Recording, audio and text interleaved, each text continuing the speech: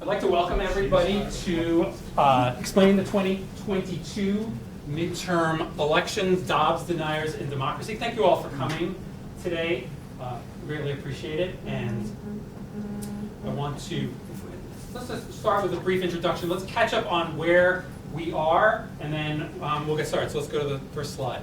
Right, so here is where things stand at the moment. The election is sort of still continuing as the votes continue to get counted. We know that the Democrats have kept the Senate. It is 50-49 after the recent win in Nevada. Not pronounced Nevada, Nevada. And it's 50-49. So the race in Georgia now becomes less key, because even if Herschel Walker does win that, then Vice President Kamala Harris remains the tiebreaker. So that puts a little less pressure on what's that. But watch your inboxes and your text messages. I guarantee you will still be asked for tons of money for this race. So that is what's continuing there. You can see the red and blue, how it is divided. Some states are blank. Why is that? Only 1/3 of the states have the election every cycle. Let's go to the next slide, please. House of Representatives, this was last night at 11 o'clock, 214. I see this morning it is now up to 217. So the Republicans are in a situation where they will be taking over the House of Representatives by a very slim margin. So that's going to make things very tricky for them. We'll see how our panel feels about that, but certainly there's a strong right MAGA wing of the Republican Party that is interested in pushing the country in a certain direction. How will the rest of the members do? How will Kevin McCarthy manage them? That will be something that we will wait and see. Let's go to the next slide. I love this headline from the Daily Beast, because I think it really epitomizes some of the issues that we all face seeing the results of the election. It seemed like the Republicans were winning. They were winning the House. It seemed like they should have been winning. There was an expected, oh, by the way, hey, I'm supposed to tell a joke before I start. Why doesn't upcoming Speaker of the House, Kevin McCarthy, like to surf? Do you know why? There's no red wave. Thank you very much. Tell your friends I'm here all week. So even though the Republicans seem to lose, even though they are taking our, because the expected win wasn't that high. That is something that we talk about in political communication, called the expectations game. We set expectations at a certain level, and we hope to beat them. This was a situation when they were expected to beat them, and they lost them. That makes the loss seem even worse. Next slide, please. In the Senate, we know here in Ohio, J.D. Vance won by about 7 points from Democrat Tim Ryan. Next. And Governor DeWine won by a large percentage, beating Cincinnati Mayor Van Whaley. So certainly there's some people in Ohio who did vote for the governor, but did not vote for J.D. Vance. That's why that discrepancy is there. We can talk about that too. Next. Katie Hobbs, just recently, last night, topped Carrie Lake for governor. She is one of the deniers in our headline, right? So there were about 300 Republicans running who were denying the results of the 2020 election, and she was one of the major ones. And about half of them ended up being elected, but she's not. In Arizona, a swing state that has a lot of ramifications for certification of the vote in 2024. Next. Now, we know President Trump has been angry about these losses, lots of reporting about that, blaming a lot of people. He even blamed his own wife. He blamed Melania for making some choices. He's fuming, and they were angry at that. It was somewhat disappointing. Come on in, guys. And the red wave crashed. So now what we're seeing is something that we have seen before, which is criticism of President Trump. Criticism both from retired and former Republicans speaking out in the media, speaking in other places, saying this was a disaster, we need to move on. And we're also seeing it in Republican conservative press. Fox News seemed to be turning on President Trump. Can you go to the next slide? The New York Post, the day after the election, said this: "The future for Ron DeSantis." And the next day they ran this: "Trumpty Dumpty. The Don who couldn't build a wall had a great fall." So this is Rupert Murdoch. This is Fox News, although Fox News is run by his son. When will this change, if at all? I don't know. Because I think we can all agree, we've heard a bit of this before. We heard Mitch McConnell on the Senate floor blaming Donald Trump for the January 6th insurrection. We've heard other people speak out, but very quickly they returned to the fold. So how will this be? We will do that. Next slide. And now, 2024. As I said on Channel 19 the other night, on election night, I said, tonight it is over, but the next day, 2024 begins, and two people are wondering what they're going to do. One is Sherrod Brown, senator in Ohio, Democrat. Can he win another re-election in this state that has turned ruby red? I don't know. And of course, what will happen with the presidential election? And we will ask those questions to our distinguished panel, who I will now introduce to you. Next slide. Dr. Mark Salling is a senior fellow and research associate right here in the School of Urban Affairs. He's been here since 1981 and has served as the director of the college's Northern Ohio Data and Information Service. He has his degrees from Kent State and from the University of Cincinnati. He is semi-retired but still does a lot, for sure. Next slide. Let me introduce Glenn Forbes. You will know him from his voice because he's the supervising producer for newscasts at WKSU-Ideastream Public Media. He's been there for about 5 years. He's a host, he's a producer. He has worked in newsrooms at WTAM. Some of you may know that. He's worked at Channel 19 and in other places. He is from The Ohio State University with his degree in public affairs journalism and political science. I told him earlier, I have a parasocial relationship with him because I hear him so much on the radio that I feel like I know him, even though today was the first time we met in person. Next slide. Right up here, joining us from the Columbus State House, you will see her in a moment, is Morgan Trau. Morgan Trau is the Ohio State House reporter for News 5 Cleveland, but her reports are also published, and they are also on the air in WCPO 9 News in Cincinnati and the Ohio Capital Journal. She covers a bunch of hot topics in her bio, but this election season she has really been on the spot doing tremendous political coverage of the elections, and she recently had the only sit-down interview with Governor DeWine after he was reelected. So she is really on there. She is born and raised right here in the suburbs of Cleveland and graduated summa cum laude from Syracuse University's famous Newhouse School of Public Communications. I'm Dr. Edward Horowitz. I'm associate professor in the School of Communication. I do political communication, all things politics related. I also teach journalism, advertising, public relations, and a sort of other things. So I welcome all of you. Thank you for coming. It's going to be great. And while we're here, there's a few students here who are assisting from my class. Lauren is here, and she's going to be passing out some index cards. If you have a question for our panel, we'll take some Q&A at the end. Write your question down on the card. She'll collect them and then pass them up to me, and we'll do some Q&A at the end. So with that, I would like to turn it over to our panel. If you can bring Morgan Morgan can be brought larger so we can all see her, and we will begin our conversation. Glenn, Mark, what is going to happen with Donald Trump? Why did he decide tonight to announce his re-election? I defer to you. Go first. I defer to you. Only Donald knows. I don't know. It's all speculation. We all know Donald Trump. He does things off the cuff. So what he's thinking he's going to do today might be different tomorrow. Well, yeah, he's certainly impulsive. Glenn, what do you think? I saw some analysis of that this actually portends some weakness from former President Trump to announce this early, to try to maybe kind of get out in front of this announcement and not wait any longer. I think the most interesting thing is this battle. It's already being portrayed as a battle between DeSantis and Trump. You know, we saw that in some of the headlines. I don't think the majority of Republicans want that, right? So who wants that battle between DeSantis and Trump? Well, one, the Democrats. Two, the media, because there's two big names. It's a pretty sensational story.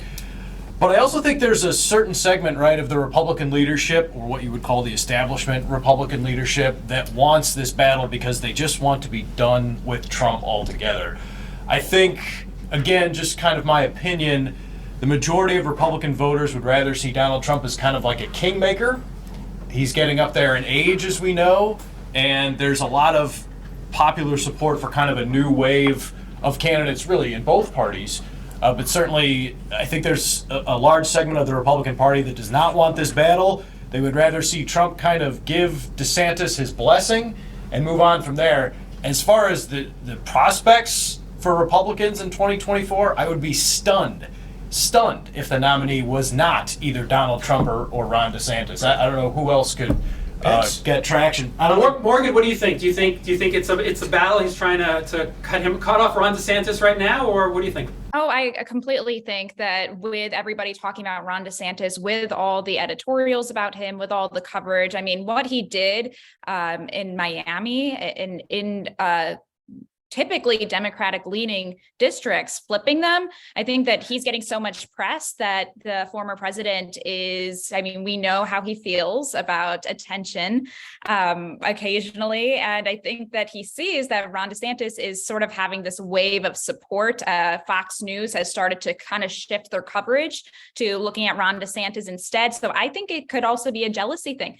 But I completely agree with, I think it's going to be the two of them. Right, and let's talk about another important aspect of this is that Donald Trump is being investigated by the Justice Department, and the Justice Department has rules that also say they do not want to indict anyone running for election and meddle in the election. So by announcing his candidacy today, suddenly that puts everything on ice a little bit in terms of investigations, in terms of whether he will be indicted, and it makes things much, much trickier going forward. So even just that alone can certainly make a difference. So what about our state? Morgan, I'm going to start with you on this. Are we now the orange state because we have the pressure of Donald Trump, anointing J.D. Vance, and J.D. Vance, a very weak candidate, suddenly winning with the help of $30 million from Mitch McConnell? Or are we just plain ruby red? There are no Democrats in any statewide office.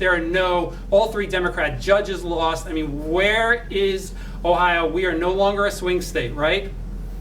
Yeah, no, I would say that we're definitely no longer categorized as a swing state, as a battleground state.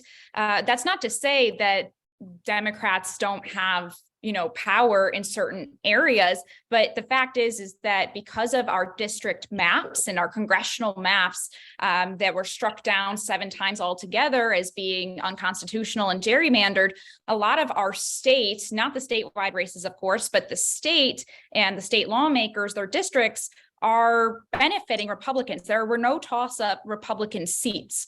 So all the Republicans, basically, they were able to keep their supermajority in the House, in the Senate, and I'm talking in the state, and in the executive branch. In the executive branch, of course, there's a lot of different reasons why those candidates won. Governor DeWine, there's a bunch of different ones, which I'm sure we'll get to. But with this, we are a Republican state, and we do lean more conservative. There's just more people who do.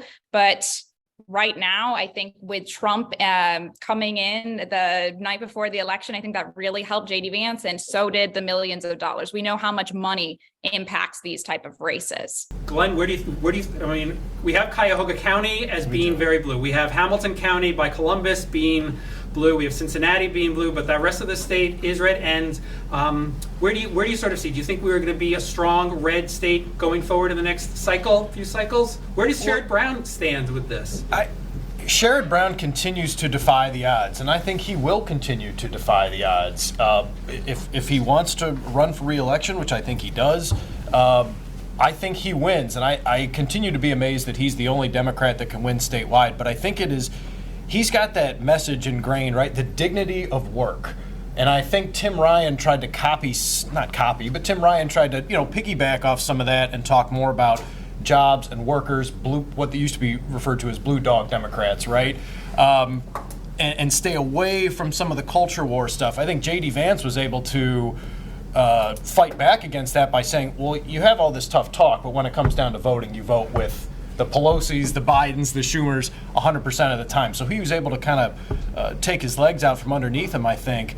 But Tim Ryan ran a good campaign. I think it's a model for how Democrats need to run campaigns in Ohio in the future.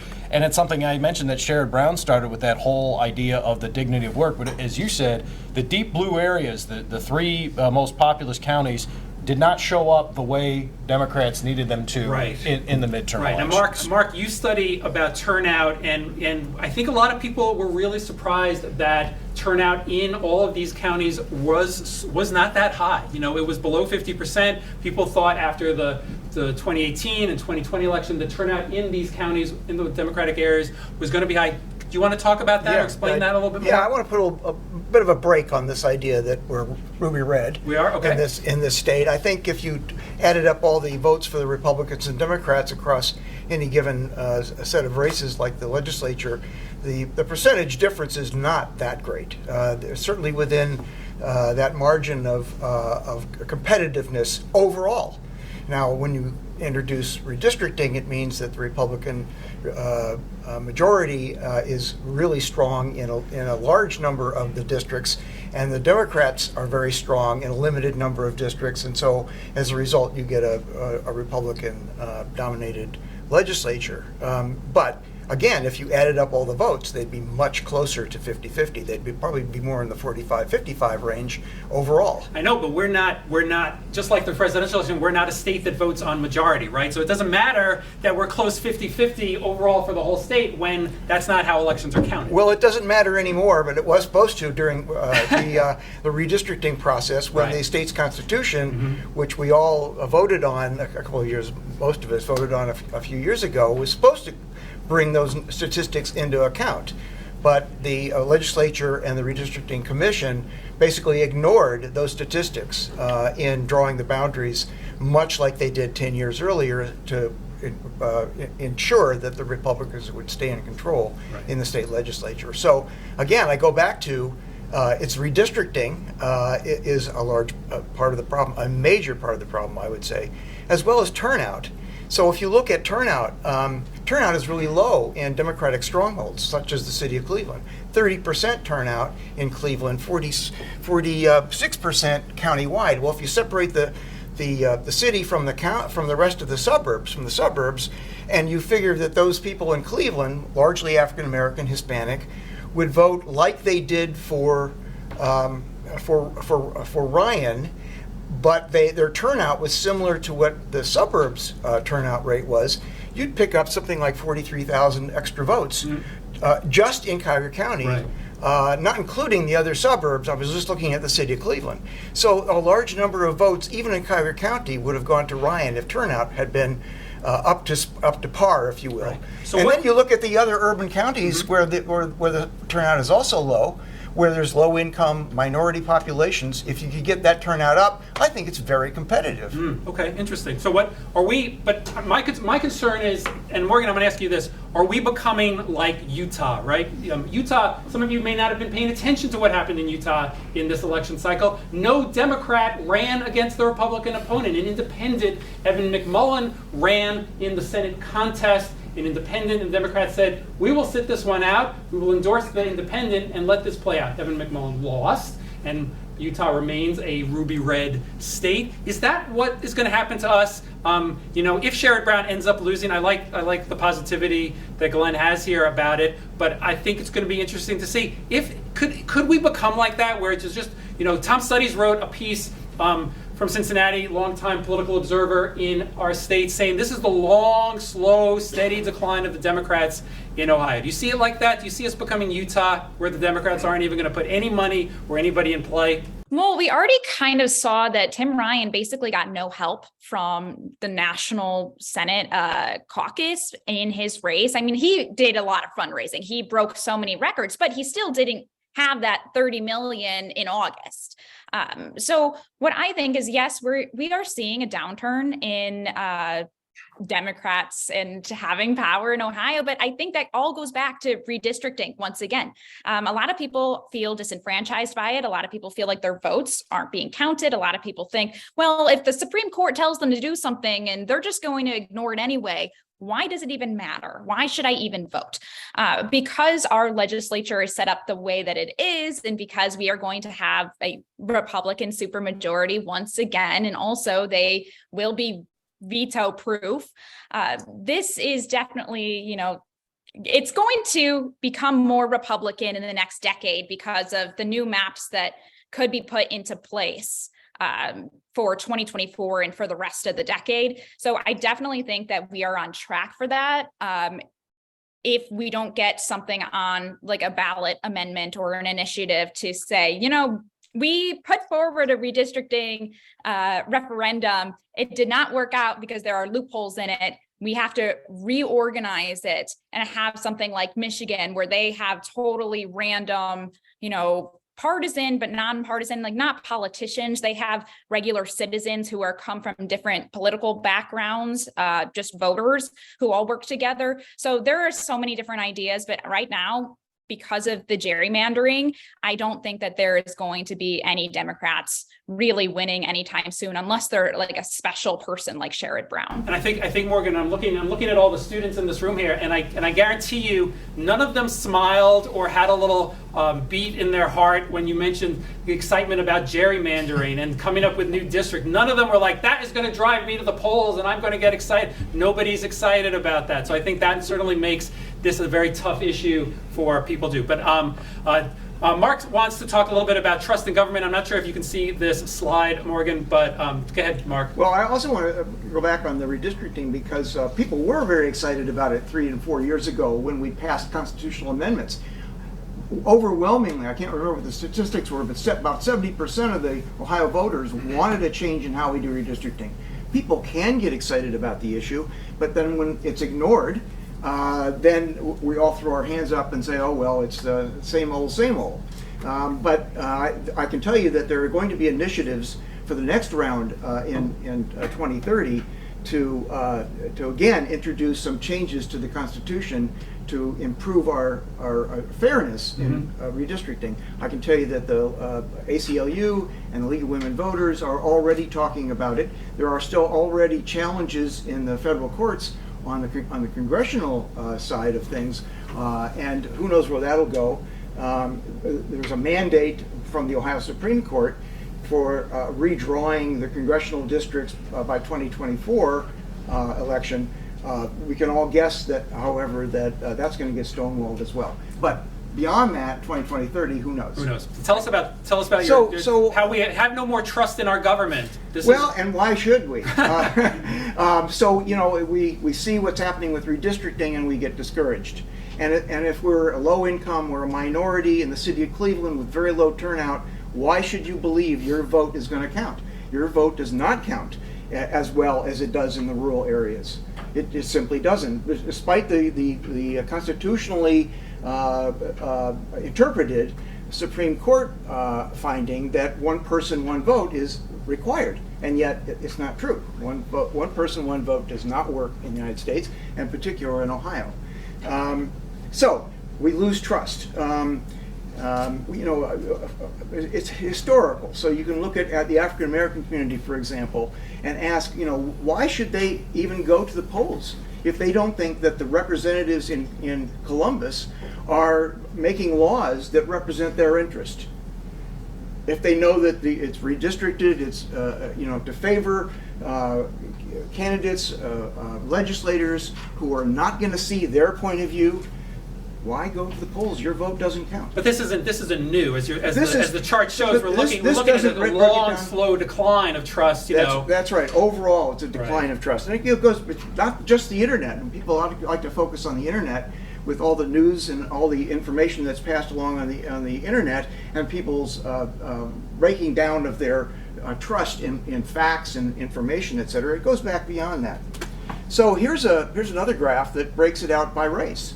Let me just point out that the blue line is black, African American trust in government. Yeah, the yellow line is for whites, and you can see it goes up and down largely with who's in the presidency, right? What the administration is. People get their hopes up that the new administration, whether it's Republican or Democrat, we won the presidency, and maybe there's also some congressional wins. And so their hopes get up that government's going to do good things for me. And then over time, if you look at the graph, over time, even in that administration, often the trust in government declines because things don't work out as well as promised by the candidates. So we can also look at Ohio, and the turnout rate over time is definitely downward. So since 1978, all the way up to the most recent one, the overall trend is people get more and more discouraged about voting, and they turn out less and less. So it's a bleak picture unless things can get turned around, and I'm not sure how you do that if you can't fix things like redistricting. Right, definitely problems. Yeah, so I think we have these changes, and we have this. I would argue as a political communication professor, I certainly would put more of an emphasis on the role of social media in driving the more recent changes in dissatisfaction. We have problems with misinformation. None of that is certainly being fixed with Elon Musk's purchase of Twitter. We have possibilities that things might change in the upcoming Congress. Certainly Senator A.B. Klobuchar has been pushing for some sort of regulations. I mean, there's no regulations on social media, so we have that issue. Glenn, what do you think is the role of local media? Can local media help, Ideastream, our local channels, can they help to, stem the tide? Is there anything that they can do? I know Ideastream does a lot of interesting programs to sort of let's get into the neighborhood. Let's have people talking. Let's have this, we have a daily conversation on Ideastream trying to talk about this, issues, bringing people involved. What can be done, at this level at least? Yeah, I mean, that's a multifaceted question. I mean, I think one way is to give more voice to underserved communities, and we do that a lot with housing and issues that are important to these underserved communities. But I also think, just kind of as a journalist and as a skeptic, right? Like, I look at that chart and I think, boy, people in 1958, 1960, that's kind of crazy. That much trust in government. I don't think it's ever wise to. I think what journalists need to do, and I think something that we've gotten away from in recent years, is to be more watchdog than lapdog. I think we've got to stop with being a mouthpiece for, I think you see this more in the Beltway, at least that's my observation, more in DC, where the national networks kind of become a mouthpiece for these intelligence institutions and things like that. And I think you've got to be careful there. I think as the role in local media is to, let's just take Mayor Justin Bibb, for example. This is what he promised. This is what he promised he's going to do. Is he going to do it? Concerning the Community Police Commission, the Civilian Review Board, there have already been some complaints that his nominees to that board is not what he had promised. That's what critics say. So then we go to the critics and say, okay, well, why do you say that? So I think that's the role that local media can play. And I think we have to be careful that we're not seen as rooting for one side over the other, and that we don't become a mouthpiece for anybody other than our audience, right? We're here to serve the audience, like I mentioned, some of the underserved communities, and to tell you what's going on, but to also treat what we're being told with a healthy amount of skepticism. And the way we do that is Freedom of Information Act requests and things of that nature. So that is an important role that we play. As far as the national media and how that works, boy, I don't know the answer to that question. Yeah, it's tough. Morgan, where do you, as a local reporter, helping, every night giving giving people information about what's going on in the State House, what do you think can be done to sort of help this, stem this tide? I totally agree about the mouthpieces, so it's hard because as local media is shrinking, that means that there's going to be less accountability. That means that there's going to be less type of political reporters because there's so much going on in local media markets, especially in the Cleveland, Akron, Canton area. There's so much going on that sometimes things like the State House, they get thrown aside just because there's breaking news, there's shootings, there's car crashes, weather, all of that stuff. So I think really encouraging local media to do these type of stories, and also, holding your politicians accountable. My job is specifically to do so, as I specialize in investigations. So, but I know that I'm a very unique position. So I really think that local media needs to focus on a couple things.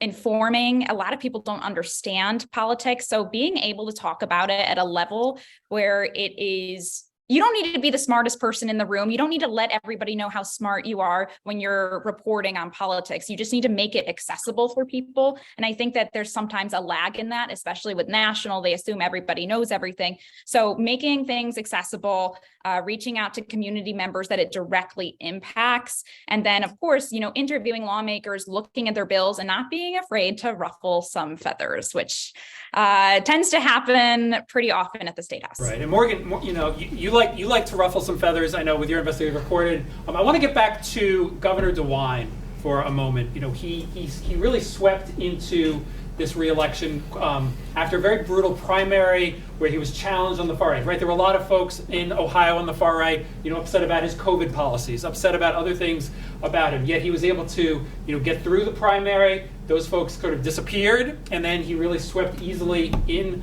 this re-election. But unlike other states where we know, right, the name of this program is, starts with Dobs, right? The Dobs decision had a big effect in a lot of states getting folks to vote, right? Even in Kentucky, the state, the home state of Mitch McConnell, strongly Republican, they voted down a state ballot which would deny abortion in that state. But Ohio, even with the heartbeat bill, even with the national story of the 10-year-old girl who had to go to Michigan for the abortion, that did not seem to make a difference in terms of Governor DeWine. Now, I know, Morgan, you asked him, you sat down with him with an exclusive interview. I sound like one of the newscasters. With an exclusive interview with Governor DeWine. He did not want to answer that question about what he was planning to do. What is your sense? Why wouldn't he answer that question?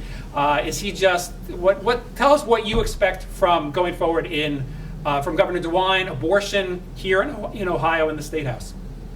Yeah, I think it's a very interesting and multifaceted question because it's not really about DeWine at this point anymore. Because now that there is the 6-week abortion ban, or commonly known as the heartbeat bill, now that was blocked by a Cincinnati judge, that is going to the Ohio Supreme Court. So the Ohio Supreme Court, they've already all their personal beliefs align with not believing that abortion is a constitutional right. Was leaked some documents a couple months ago where they said that to a political action group. So we know how they're going to vote on this issue. When it comes to DeWine, though, it's his bill.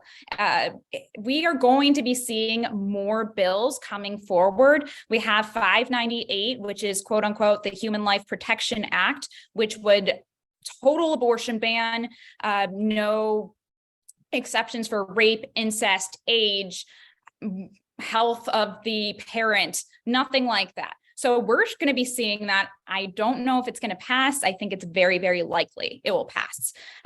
When it comes to that, we also have a couple other ones that would outlaw IVF and could potentially stop contraception, different types of contraception like IUDs. Those are ones that designate life at conception. So those are the ones we're probably going to be seeing during this period called lame duck in between the election and the new year. So we're seeing that. I asked DeWine his thoughts on the 10-year-old rape case, if that changed his opinions on exemptions. He didn't really fully answer, but he says that he's seen the criticism and he thinks that they should review it. He also thinks that these bills should make sense. That was my interpretation, is that he understands it got a lot of backlash and is interested in looking into it. However, this is going to be the last campaign he probably runs. So he doesn't really have any skin in this game. Another thing with DeWine and abortion, I asked him if he was going to sign a complete and total abortion ban. Did not like me asking that question, declined to comment. And then I also asked him if he thinks that if abortion got on the ballot, say it was a ballot initiative like Kansas, like Kentucky, if it would pass. Also did not like that question and avoided answering it. So do I think that we're going to see more abortion restrictions? Yes. Do I think that Ohio is going to outlaw abortion in the next year? Also, yes. Okay, Mark, yeah. So this goes back to the legislature. It goes back to redistricting. All this goes back to turnout. So we have a legislature that on several major public policy issues is out of touch with the majority of Ohioans. This is documented. You can look at various surveys on gun rights, on abortion, on bail changes, and on redistricting itself, where the legislature has defied what the majority of voters in the state want them to do. This is documented. You can look up the statistics yourself. So we have a legislature which, because of redistricting, is out of touch. Overall, in their own districts, they may be very representative. That's what it But is. the problem is that when you put them all together in one room, they don't represent Ohioans on some major issues. And one of the reasons why we also have problems is, again, I'll return to this turnout issue, because if we had better turnout in the urban, low-income and minority populations, some candidates might actually win, such as Ryan in my example before. So when you have very low turnout, and you have redistricting very partisanly done, you get people who are discouraged and don't feel like they have much control over what happens in public policy, and they don't turn out to vote, and it results in a malproportion of, along with redistricting, a malproportion of representation. And we get laws that don't represent the public's opinion or preference. Glenn, I see you nodding your head. Yeah, well, a couple things. I mean, the total abortion ban is not popular. It doesn't seem to be popular anywhere. And there's a school of thought floating around out there that Lindsey Graham tried to sabotage some far-right candidates nationally by coming out with this proposal for the total abortion ban. I think that's why you didn't hear a lot about it from Republicans in Ohio. That's why Governor DeWine doesn't want to answer the question, because he knows it's not popular. But one thing that Mark said that I think really gets to this issue is, if you go into some of these state house districts, the loudest voters are going to have the power. I think everybody wants to stay in office, right? Everybody wants to stay in power. So the Republicans in the state house think, well, what's the best way to do that? And in some ways, it's to be as bombastic as possible if you're a Republican, depending on what district you come from. And there are a lot of districts in the state of Ohio. Let's think about this: 88 counties. We can identify 3, maybe 4 at the most. You can disagree with me. 3, maybe 4 at the most that are heavily blue counties. The rest of the 88 counties are pretty deep red. So if you represent that area, you want to make sure that all of your constituents know that you're going to go in there and you're going to fight for them, and you're going to fight for their values, and you're going to, not only are you going to stand up to the national narrative, but you're going to stand up to the people in Columbus as well. So I think that's how you kind of get this disproportionate look at the state, right? Because in politics, the squeaky wheel gets the grease a lot. And if you are a representative from one of these deep red areas, you're going to do everything to prove that you have these right-wing credentials. Right. So I think I think all of us know, different politicians who spend a lot more time on Fox News or on MSNBC, trying to make a point, getting a good soundbite, having something they can use on social media to get their point across, and not doing the hard work of politics, which often is dull, and working behind the scenes, working on compromises and such. Right? There's an old adage that there aren't 2 political parties. There are 3 political parties in America. It's ABC, NBC, and CBS. That was from a while ago, but I think that the idea still applies, right? That everyone is trying to get that attention, and I certainly seen that to be a problem. Speaking of attention, let's talk a little bit about the House and Congress, right? We have this situation I talked about a little bit beginning, where America seems to be in a situation of perhaps political calcification. We're not willing to bend, right?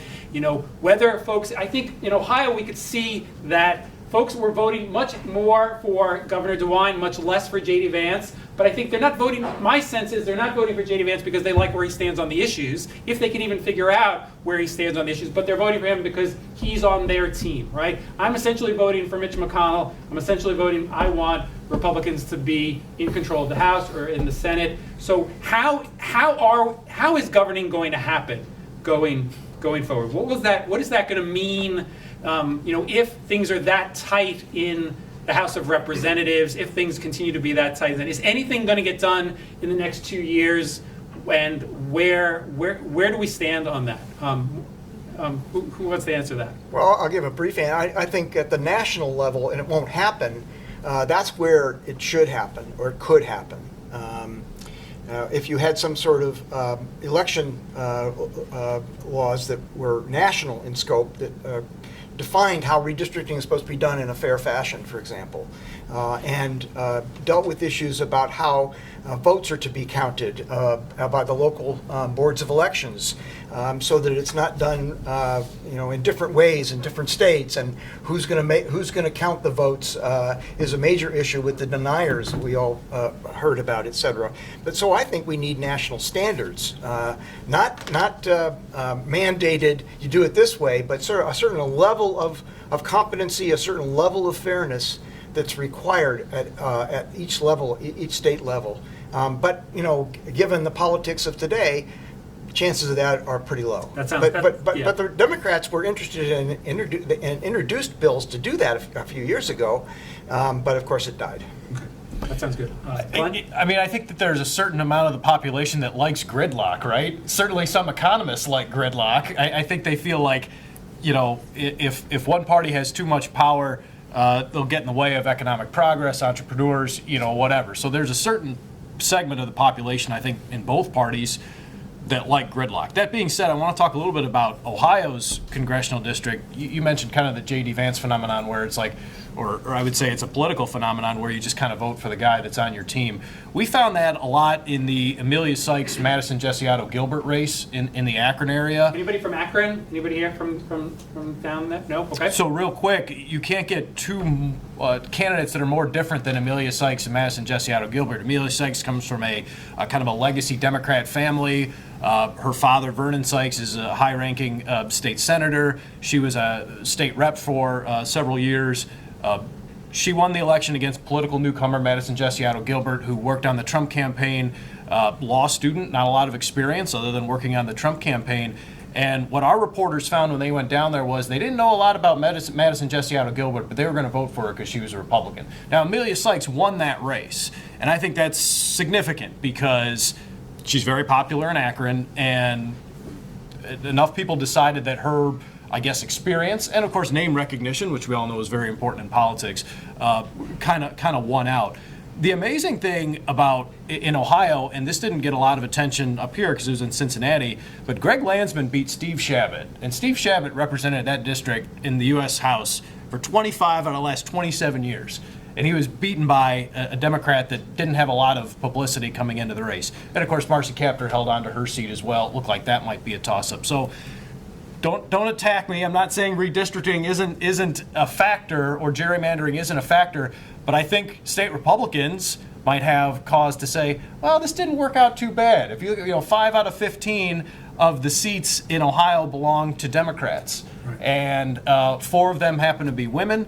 And I think that there's at least going to be some thought from state Republicans that maybe these maps weren't so bad, because you see what happened in those 3 races. Mm-hmm. Democrats took them all. Right, Morgan, what are your thoughts?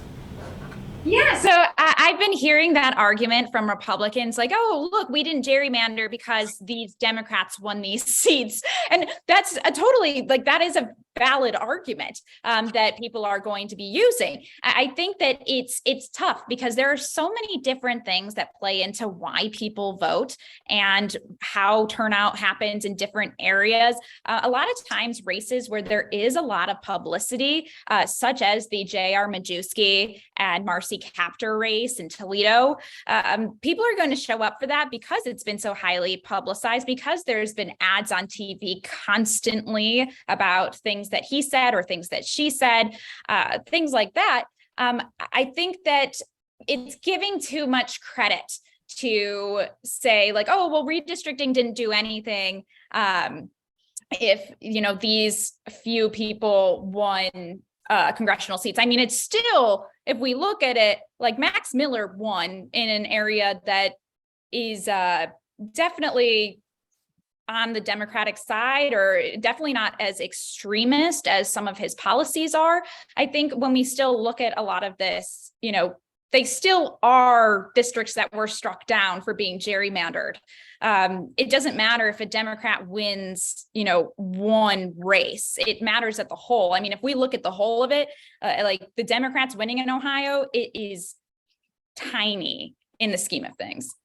Right. Okay. I want to take. I got some questions from the audience, from the students, and I want to ask some of these. A lot of people are interested in Donald Trump, but I want to start with this first one. There has been a lot of attention about Generation Z with this election. The first Gen Z representative, just turned 25, was elected, and so that's pretty exciting. And turnout for young adults was pretty good for this election, about 40%.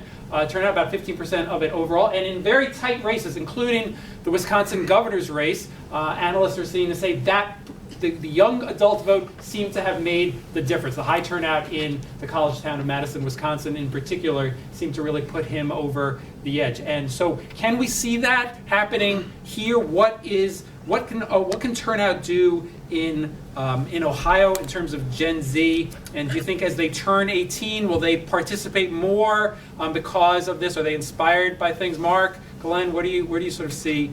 Where do you see? What does your research show on Gen Z? There, I think my guess is it's up and down in that during election season you're going to get a lot of enthusiasm depending on the issues and the candidates, but it tapers off probably in my opinion.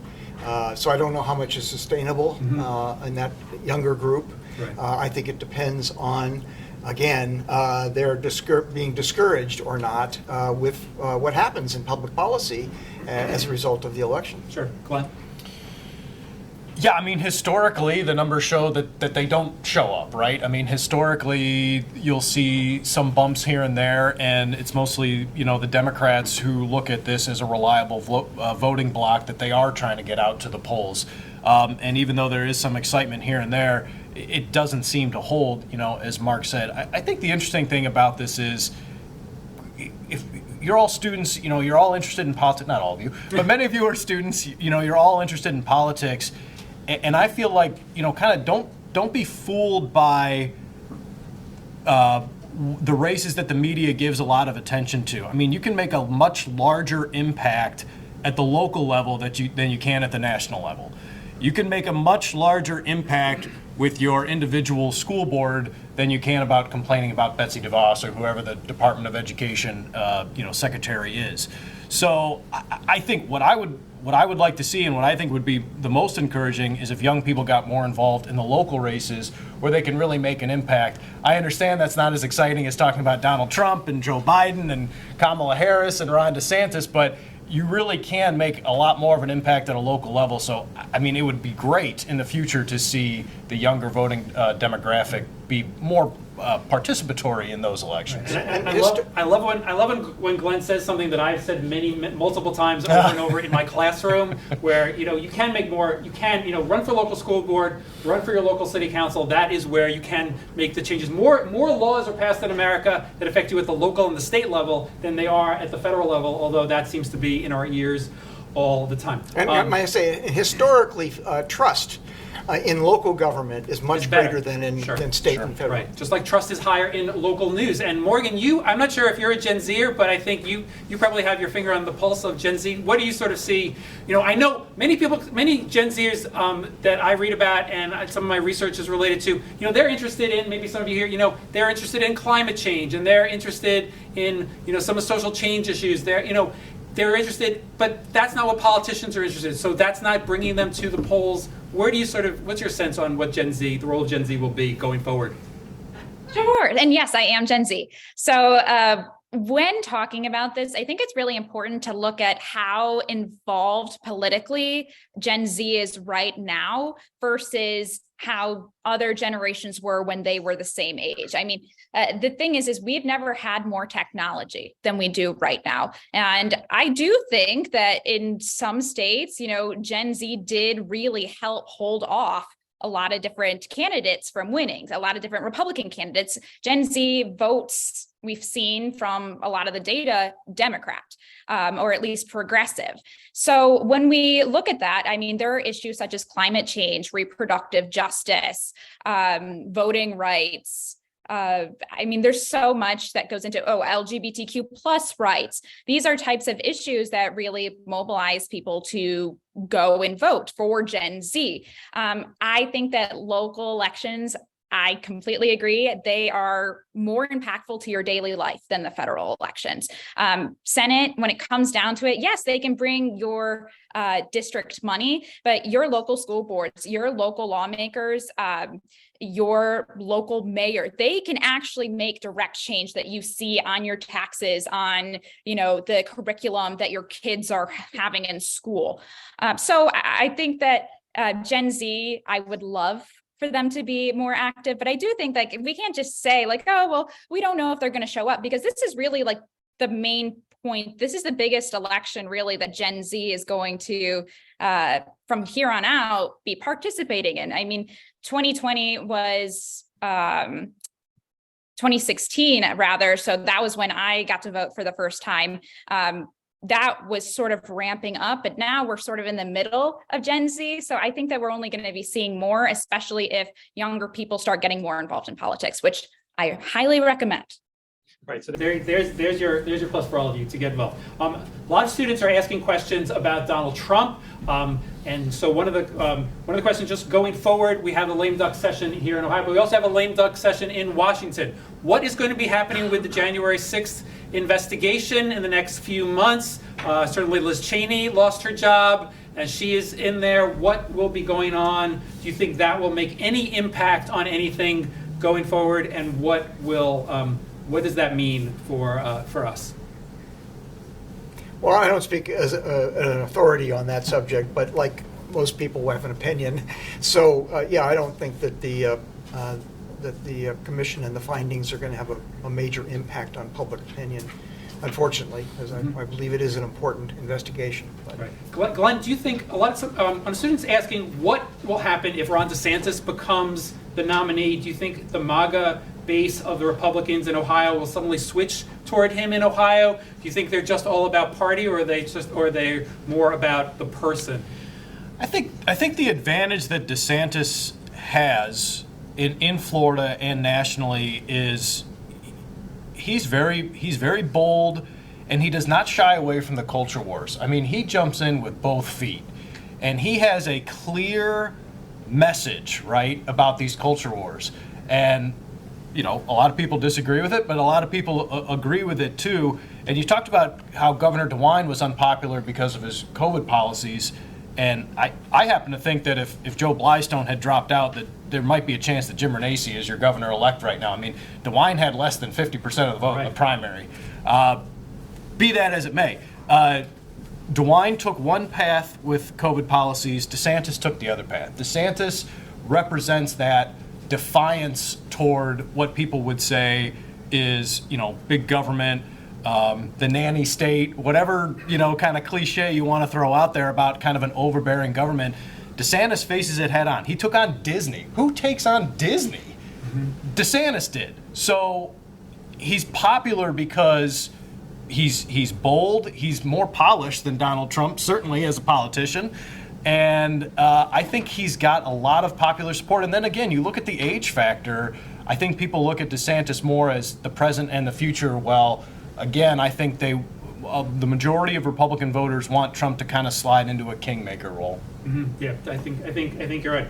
Here's a good question. Donald Trump threatened in 2016 to run as an independent, possibly as a third-party candidate if he was not the nominee. Does anybody think that he might do that again? I know historically, if you want to dig back into our history books, right, Teddy Roosevelt back in the day, ran as a third-party candidate. That did really not help his party at all. They lost. So it seems like our experience with third-party candidates is that it just leads to splittering of that ticket.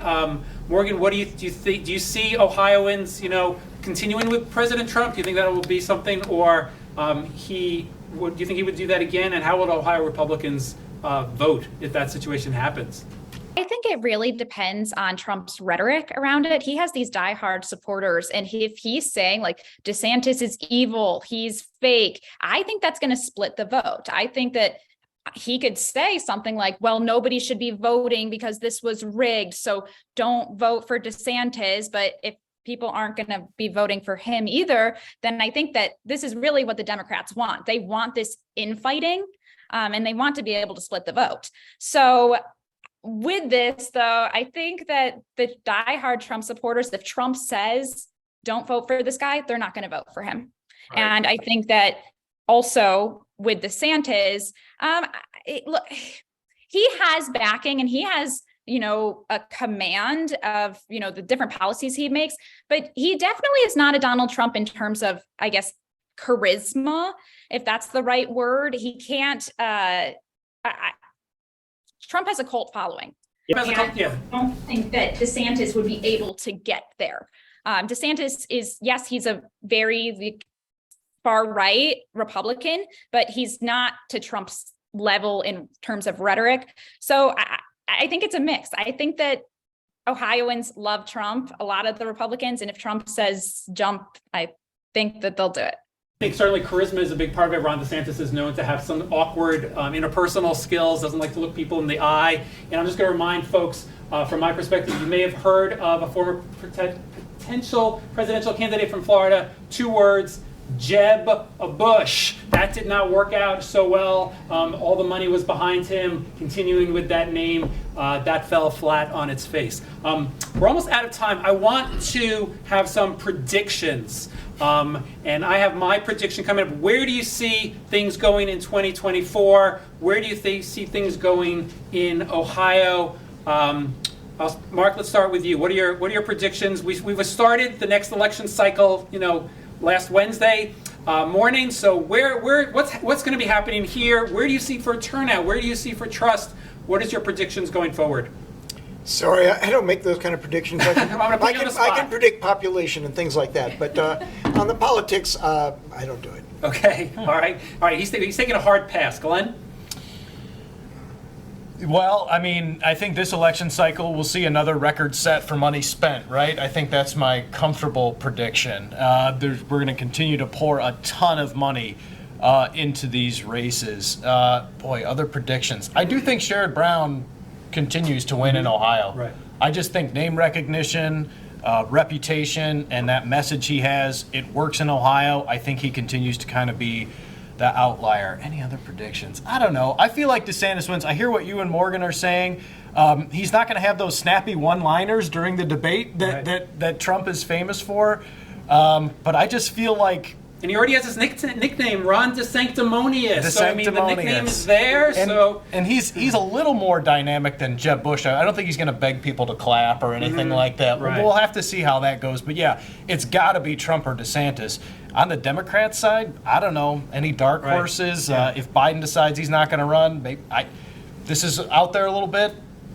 Maybe Michelle Obama. Who knows? Oh, wow. Okay. Who knows? We really did go with the other one. All right. Morgan, predictions.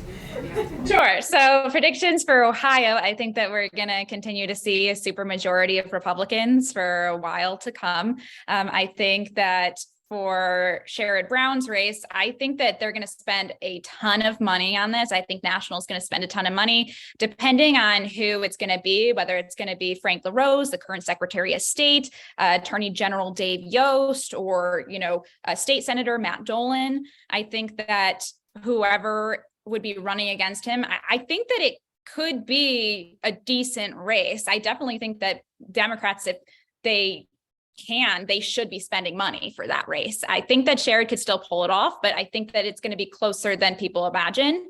And then I also think, for presidential candidates on the Republicans, I agree with everything already said, but with Democrats, nobody really talks about Governor Gretchen Whitmer. She did the same thing as Ron DeSantis, but in Michigan.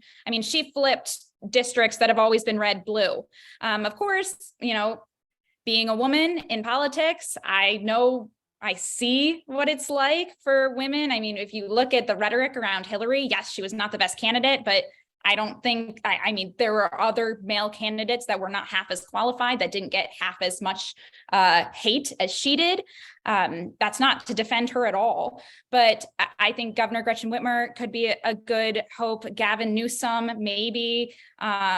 I think Tim Ryan might run as VP. I think he might be on a ticket. I don't know. I just kind of see that happening.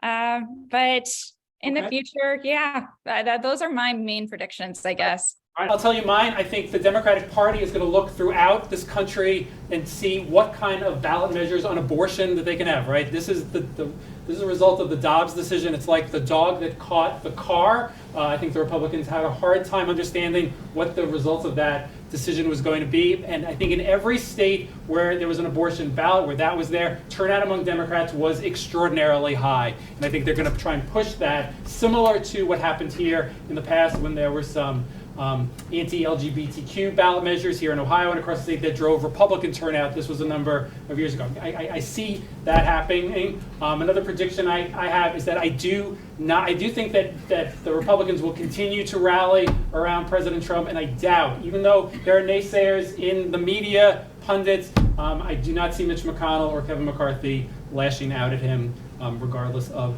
how that happens. I want to thank our panel very much for coming today. And I want to thank all of you for coming today. It's been a great event. I also want to thank all of the support that I had from my boss, Dr. Rob Whitbread in the School of Communication, Associate Dean Joanna Ganning, who gave her thumbs up on doing this event, and all of the intense help I received from Assistant Dean Kara Keating Copeland, Steve Antal, Bob Martell, Erin Vokes, all the folks in the Dean's office who really assisted in helping put this event together. Please grab some water and some chips on the way out. Thank you very much for coming. Vote early, vote often. It is happening. Watch for those campaign commercials. Thank you all for coming today, and enjoy the rest of your day.